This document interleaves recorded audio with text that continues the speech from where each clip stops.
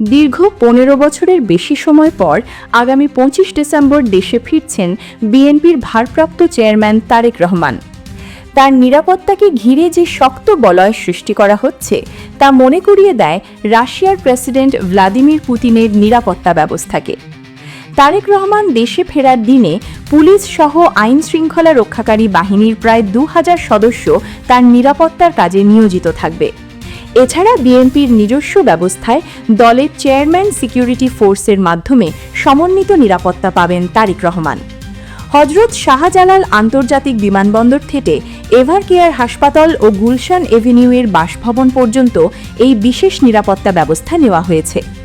এছাড়া বাসা, অফিস এলাকা ও চলাচলের পথ ঘিরে কঠোর নিরাপত্তা ব্যবস্থা গড়ে তোলা হচ্ছে। সিসিটিভি ক্যামেরা ও ড্রোন দিয়েও চলবে নজরদারি। ২৩ ডিসেম্বর মধ্যরাত থেকে পুলিশের পাহারা শুরু হয়েছে।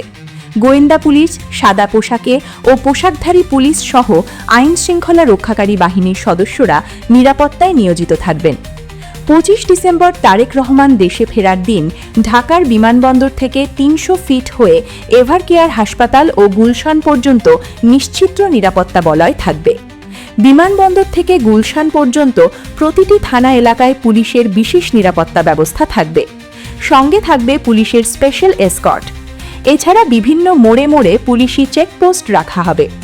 বাসভবন ও আশেপাশের এলাকায় প্রতিদিন ১৫০ শতাধিক পুলিশ ও গোয়েন্দা সংস্থার সদস্য মোতায়েন থাকবেন।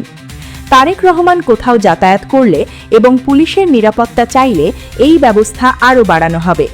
তখন পুলিশ ও গোয়েন্দা সংস্থার ৩ শতাধিক সদস্য নিরাপত্তায় যুক্ত থাকবেন বলে জানা গেছে।